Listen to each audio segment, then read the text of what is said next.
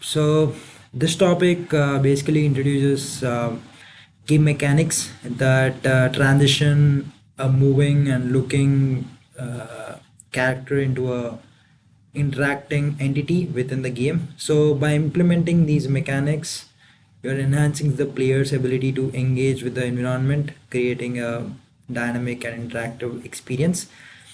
So in this topic, we're gonna discuss about adding adding jumps. So is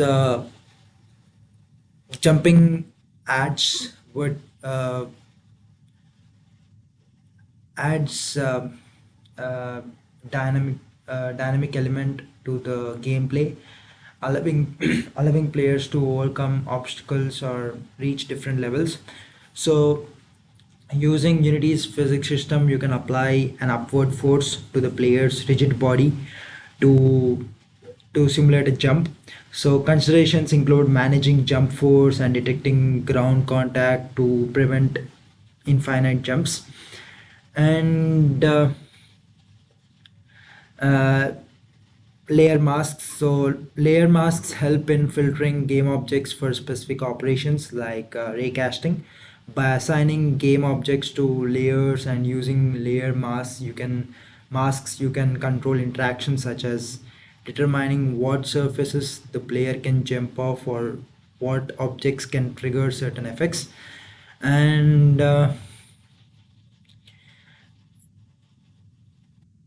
next is dynamic content with instantiation. So instantiation allows you to create game objects during runtime. This is crucial for spawning projectiles, enemies, or collectibles. So by instantiating prefabs, you can dynamically add and manage content in your game, keeping uh, keeping gameplay fresh and engaging. And we'll also discuss about game manager classes. So game manager classes oversee game states, levels, and global data. So these classes handle transitions between game phases like starting, winning, losing, and keep track of player scores, lives, and other persistent data across scenes. And data encapsulation using getter and setter properties. So C# properties with getters and setters encapsulate class fields, providing a controlled way to access and modify data. So this is particularly useful in game development for managing game state, player health, or scores, ensuring that changes happen safely and predictably. And we'll also discuss about scoring system. So scoring gives players feedback on their performance and progress. So implementing a scoring system involves tracking player achievements and displaying scores through the UI. So this mechanics is fundamental in encouraging players engagement and completion. uh, and sorry. Scripting UIs. So UI elements like health bars, score counters, game over screens are important for player interaction and feedback. So Unity's UI system allows you to script these elements, dynamically updating them based on game events and player actions, enhancing the overall game experience. So each of these topics combine to elevate the foundational gameplay established in previous topics. So adding complexity and depth to the player interaction with the game, with the game world. So through these mechanisms, you're not just moving a character through a space, you're inviting players into a interactive experience that challenge them and respond to their actions, making the game truly engaging. uh, Next, so yeah, we'll discuss about implementing jumping mechanism. So introducing jumps into a game with Unity's rigid body component brings a dynamic layer to player interaction, enhancing the overall gameplay experience. So this process uses applied physics offering realistic jumping mechanism. We'll explore how to integrate jumping mechanics into our game alongside the concept of enumeration for managing player states like jumping, attacking, or idling. So first, let's understand what's enumerations. So enumerations are also called as enums, which are basically a collections of named constants under a single type, facilitating the management of state or category variables within your code.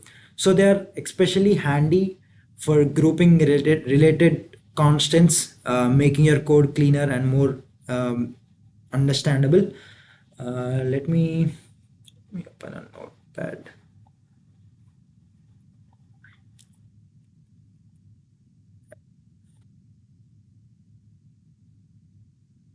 All right, so yeah, so this is the syntax for enumeration. So here we have a enum keyword. Let me zoom in. Yeah, so enum keyword initiates the declaration, and player action is the enumeration name. Inside the curly braces are the named constants separated by commas. So and it ends with a semicolon. So to use an enumeration, uh, like let me pull up an example. So player action current action is equal to player action dot defend. So this is an example for enumeration, declaring a variable current action of type player action, and you initialize current action with a value from player action using a dot notation. So now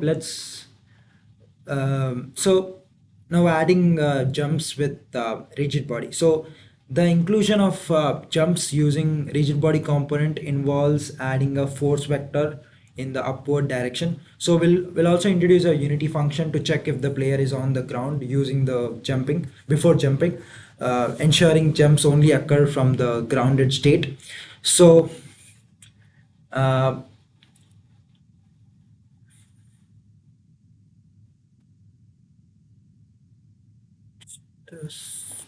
so let's discuss more about enumerations, which are enums. So as I mentioned, enums are collections of related named constants that enhance code readability and maintainability. They allow programmers to work with set of constants using a single variable type, making the code more descriptive and easier to understand.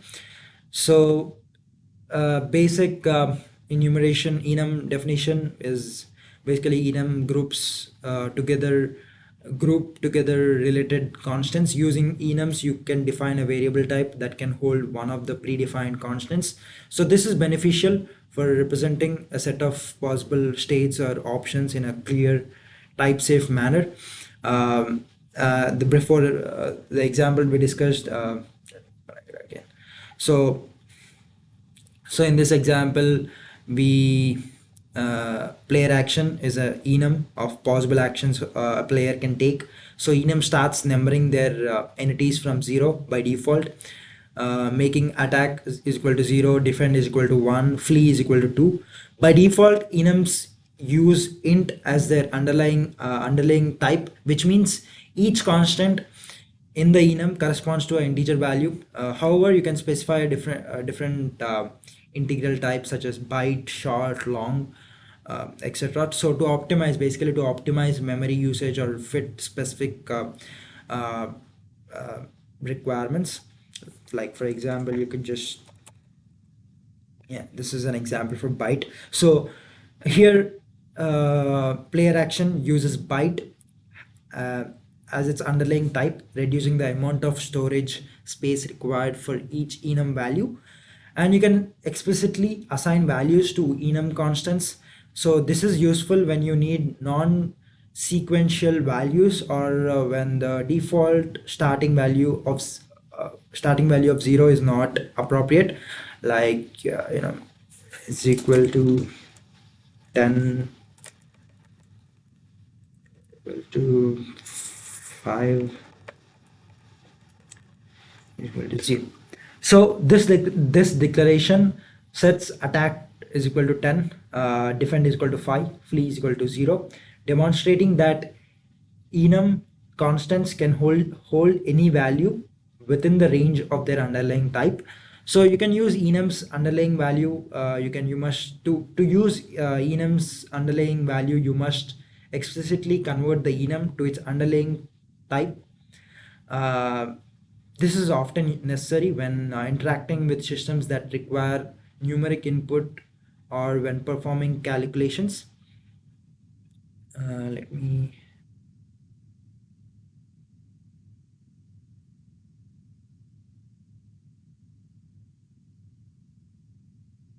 yeah. So this snippet converts the current action enum value to an int uh, and to retrieve the numeric representation of the attack option. So incorporating enums into your C# projects can greatly improve code clarity, making it easier to read, write, and maintain. Enums are particularly useful for representing a fixed set of options or states in a program, such as player actions, game states, or configuration options. So understanding how to define, use, and manipulate enums, including working with their underlying types and values, is an essential skill for any C# programmer. It will make more sense as we move forward, and when you do the assignment, it will make more sense. But yeah, so next is jumping. So to add a jumping mechanism to your player character in Unity using the Rigidbody component and the key code enum for input declaration. So first you add a jump force variable. So you start declaring a public float variable named something like jump velocity to control the amount of force applied when jumping. So this allows you to adjust the jump force directly from the Unity inspector. And let me open the code.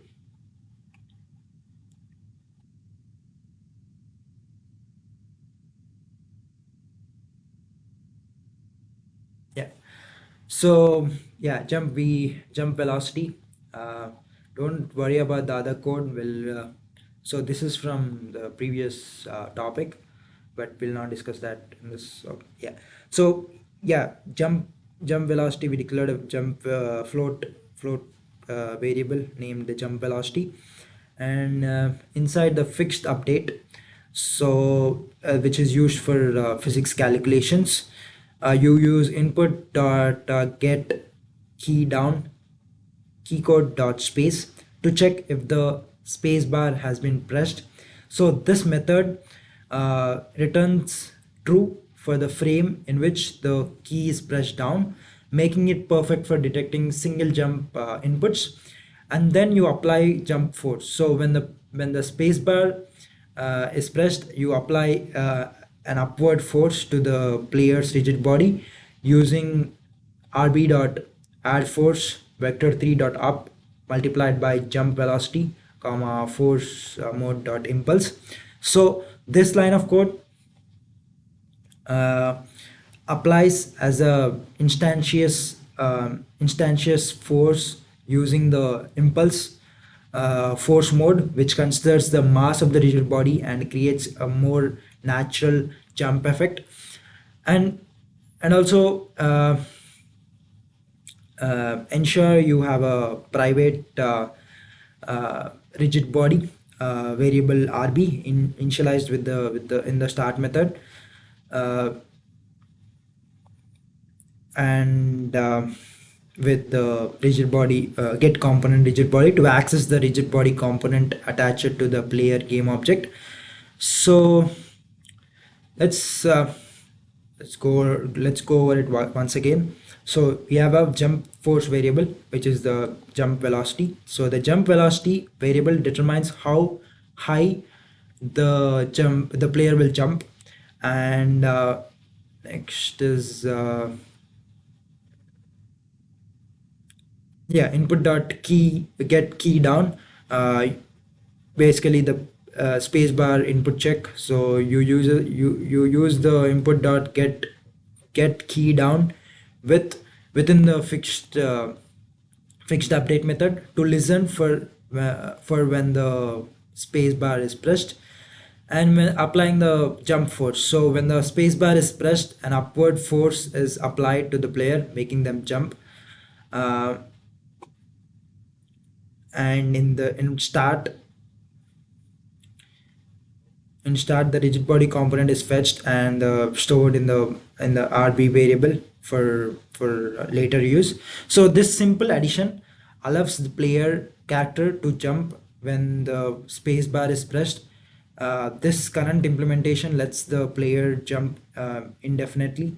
So to limit the player to jumping only when on the ground, additional checks will be necessary, which will be addressed by implementing a layer mask uh, in the next topic. Uh, so next topic is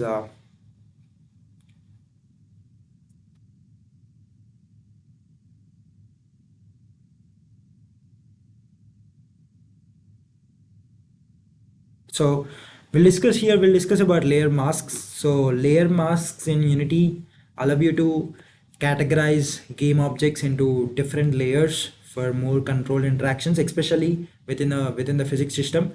So this feature is particularly useful for defining interactions between different types of objects, such as distinguishing between ground surfaces and player characters to manage collision detection effectively. So in the context of implementing a jump mechanic, we use layer masks to determine if the player is grounded, ensuring that the player can only jump when in contact with the ground. So this prevents the player from jumping indefinitely while in midair.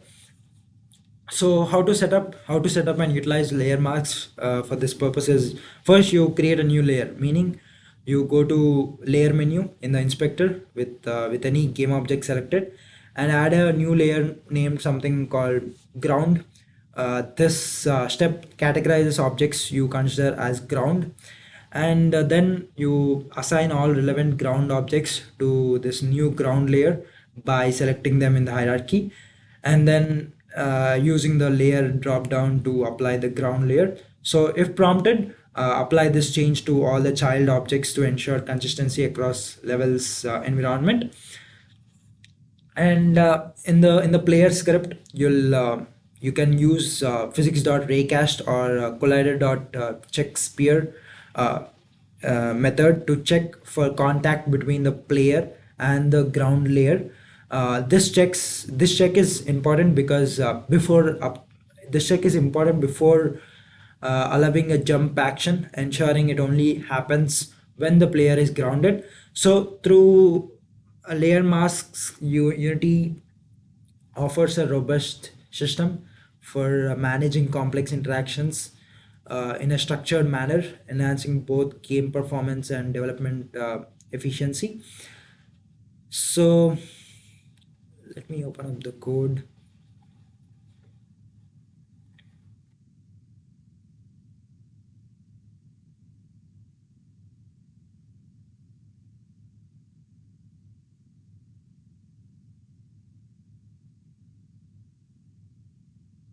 Yeah. So this code implements a jump mechanic for the player character in Unity, uh, ensuring jumps only occur when the player is grounded. So first we have a move speed, rotate speed, jump velocity. So move speed, with basically these are the control movement, rotation speed, and force of the jump.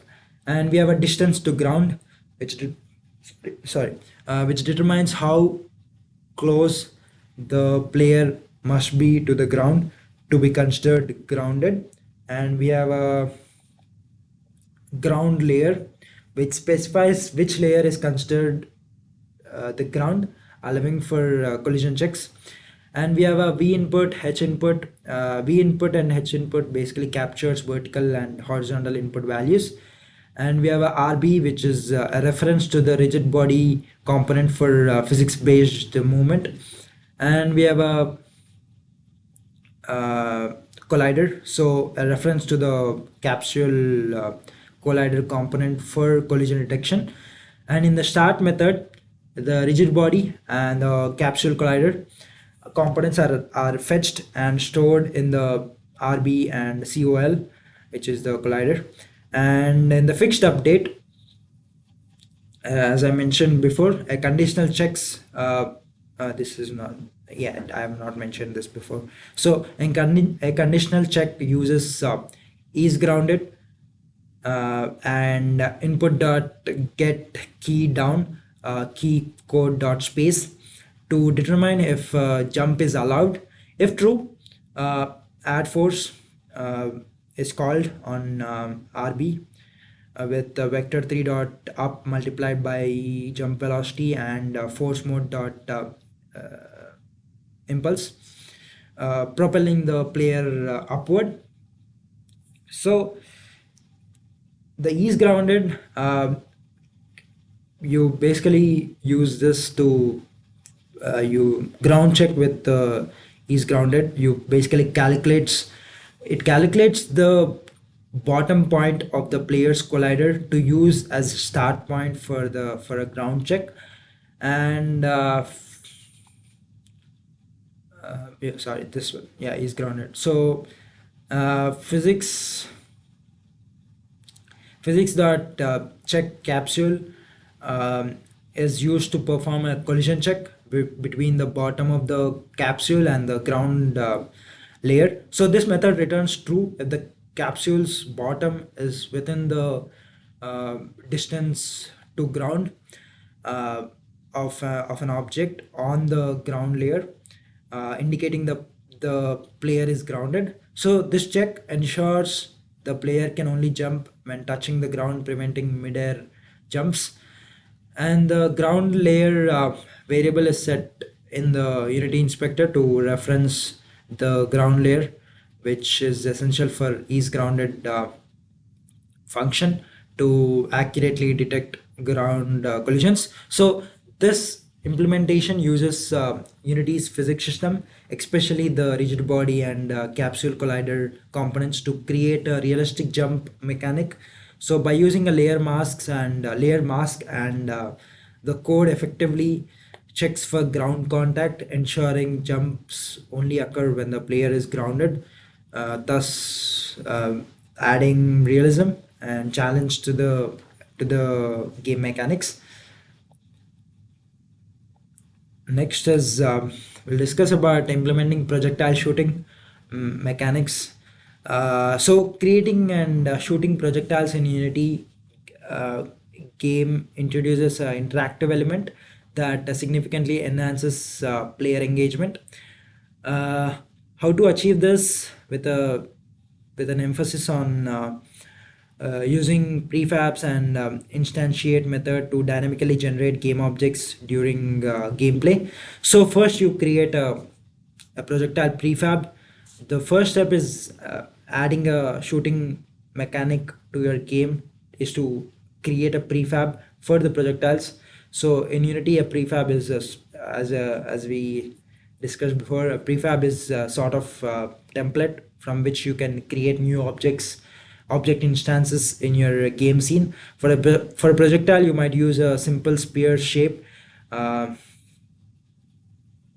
that, you go to hierarchy view, right click and navigate to go to create 3D object and a spear. So this will be your base object for the bullet, and you can adjust its scale to make it smaller, resembling a bullet or a projectile, and add a rigid body component to this spear so that it can interact with the Unity's physics engine. So this is important for propelling the bullet forward. Optionally, you can also create and assign a new material to colorize the bullet to make it visually distinct. A bright material can make the projectile easily noticeable. So once you have configured the sphere with all the necessary components, you drag it from the hierarchy view, hierarchy to into prefabs folder in the project view. So this converts the sphere into a prefab, which can now instantiate dynamically.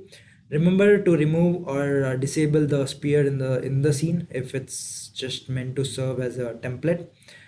And and then the instantiate method in Unity creates a new instance of a prefab in the game world. When you want to shoot a projectile, you'll typically do this in response to the player input, so pressing a fire button or a key. So how you might set it up in a script to attach to the player or the weapon. First, check for the player input in the update method. um, Update method, looking for key presses that triggers the shooting mechanics, like for example pressing the space bar. So when the trigger condition is met, you use the instantiate to create a new bullet instance.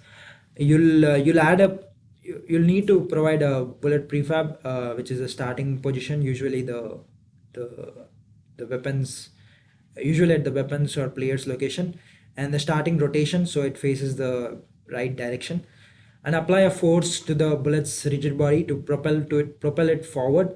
So this can be done by accessing the rigid body component of the instantiated bullet and using the add force method, often in the bullet's forward direction. So this approach to shooting mechanics in Unity not only allows for dynamic interactions within the game world, but also demonstrates the power and the flexibility of prefabs and Unity's physics system. So by instantiating objects at runtime, you can create interactive experiences that respond to the player's actions, making your game feel more alive and engaging. Next is so adding the shooting mechanic. So we are now we are tasked with creating a mechanic that allows the player to shoot projectiles in Unity. So this involves several steps, including working with prefabs, capturing input, instantiating objects, and applying motions to those objects. So let's discuss the process and the code. So first, as I mentioned, let's you create a prefab for the projectile. So in this example, a spear is used to represent the bullet. Scale it down to for suitable size and add a rigid body component for the physics interactions, and customize its appearance with the material, setting the albedo to the desired color as I mentioned before. And then let me open up the script. Okay.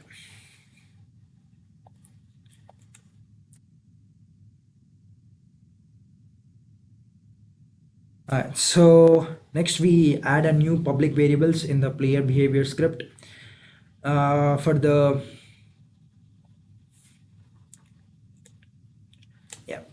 So for the bullet prefab, which is the, let me find, public game object bullet, and the bullet speed, public float bullet speed is equal to 100f, which these allow you to assign the bullet prefab in the Unity inspector and control the speed of the bullet. And in the fixed update, you check for the, let me find it, where is it,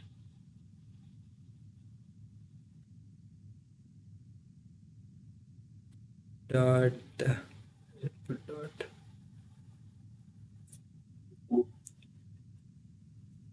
yeah, so input dot get mouse button down. So in the fixed method, you check for the left mouse button pressing using the input dot get mouse button down 0.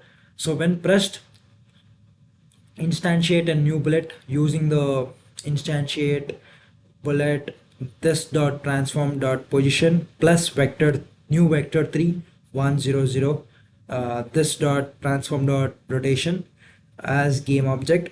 So this line creates a bullet at the player's position uh, with a slight offset uh, to prevent collision upon instantiation, and aligns it with the player's rotation.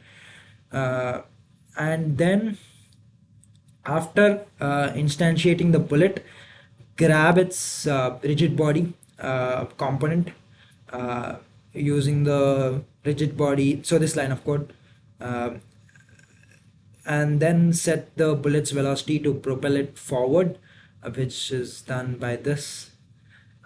This uses the player's current forward direction, and multiplies it with by the bullet speed variable to determine the velocity of the bullet, and ensure that the bullet prefab is linked to the bullet property on the player behavior script in the Unity's inspector.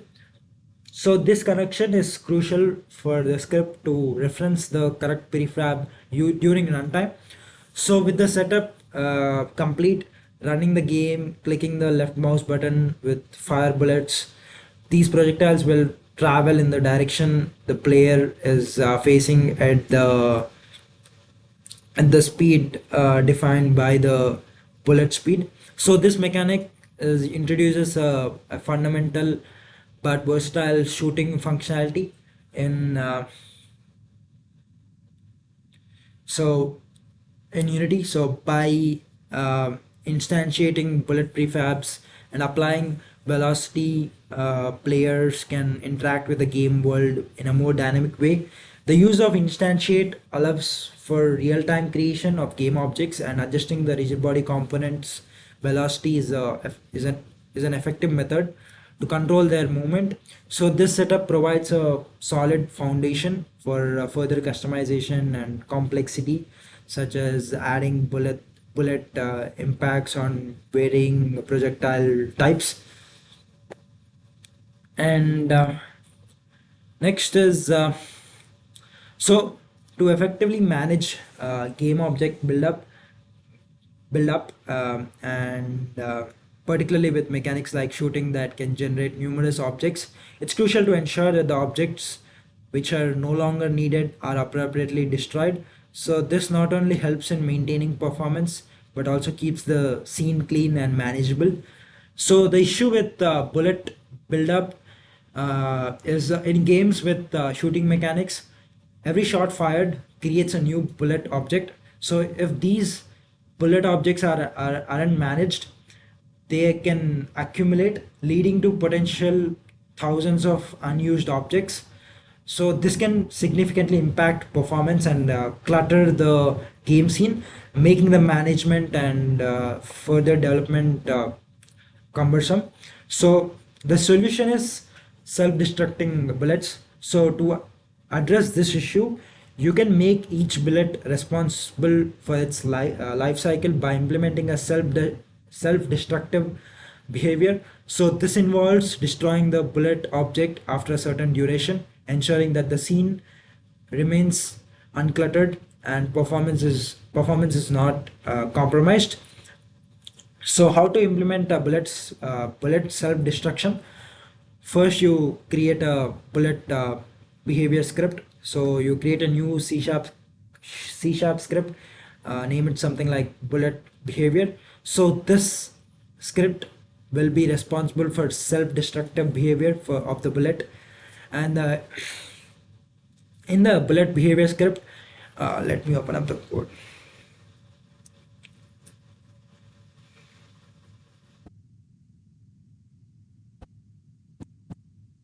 So in the bullet behavior script, you declare a public float variable named on screen delay. So this variable determines how long the bullet remains in the scene after being shot. And in the start method of the bullet behavior script, use the destroy method to schedule the bullet object's destruction The destroy method is called with this dot game object to reference the current bullet object and on-screen delay to specify the delay before the object is destroyed.